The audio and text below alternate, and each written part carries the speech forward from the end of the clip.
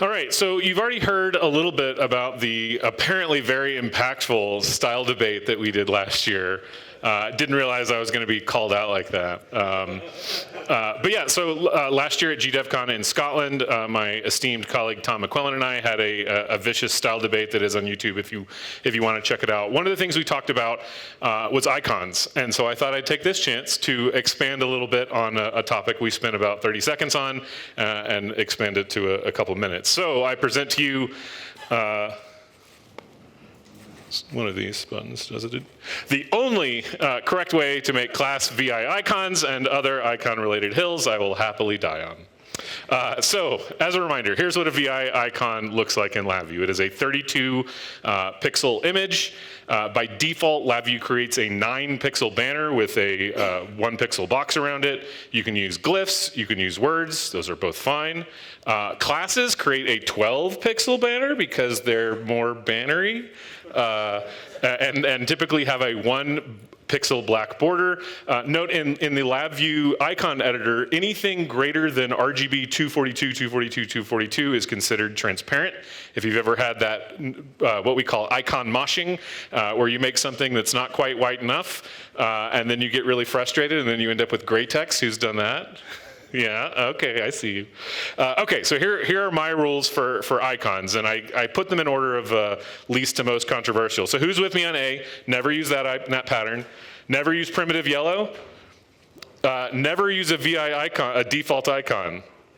All sub-VI should have a useful icon. Turn off icon numbers. Text is useful, but sub-VI is not. And then never use a 12-pixel class banner. All right, I think we got some fans. So, I think the 12-pixel class banner is too big. The standard 9-pixel banner is fine, but I prefer this streamlined 7-pixel banner, 1 pixel on top of each character to represent. You can get a lot of characters in there. However, this does break Control-Shift-K for reasons that we'll talk about in a second. So, I think all VIs and controls should have useful icons. Who's with me on controls? All right, we got some champions. So there's 3 super easy ways to create icons. If you just hit Control-Space, Control-K, it'll take the VI name and try to guess. That's okay. The Control-Shift-K is great. You've heard several shout-outs this time. Control-Shift, type the words, and then Control-Shift-K. Or glyphs.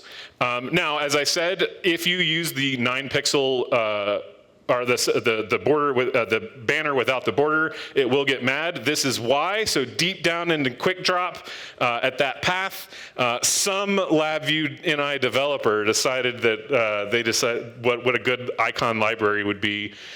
This is what my modified version looks like, because I only ever call this on good icons. Thank you very much, Mr. Cheeseburger. All right, here's the only correct way to make a class icon. So we're gonna right-click, go to our class, go to properties, general settings, go to edit the icon. We're gonna create our 7-pixel border. We're gonna use the text inputs, the text tab, and not actually use it as a layer. Because we've only populated those 7 pixels, it'll perfectly center itself, it'll line up, and we're gonna leave the rest of that transparent. We are not gonna put a white box behind the class. On the control, we will open that up and go to edit the icon.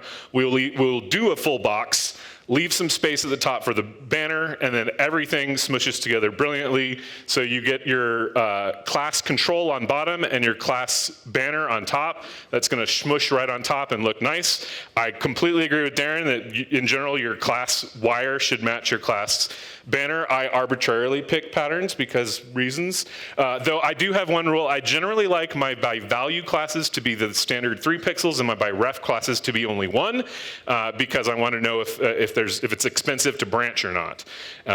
So I want to put my money where my mouth is. Here's a whole bunch of icons and classes that I created. If you were paying attention earlier, you might be able to guess where these classes are from. But I think these are pretty good looking, pretty easy. A couple little tips. If you do a yellow banner with only the 7 pixels, I do put black borders on the left and right. Otherwise, it kind of disappears into the ether. But you can leave it off the top, and I think it still looks pretty good. I really like using the shorties.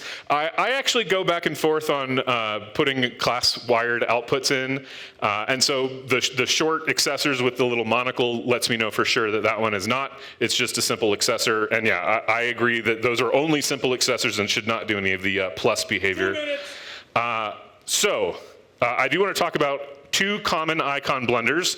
One is the parent banner size mismatch, where you have a parent class with a 12 pixel banner and a child class with a 9 pixel banner, and you end up with a midriff showing. You can also get the icon moshing, where because an old banner was merged down into a layer, and then LabVIEW tried to put a new banner on top of that, and the text is white, you end up with the icon moshing. I do have to call out one person. We saw this in yesterday's presentation. I'm sorry, Stefan. You had your midriff showing.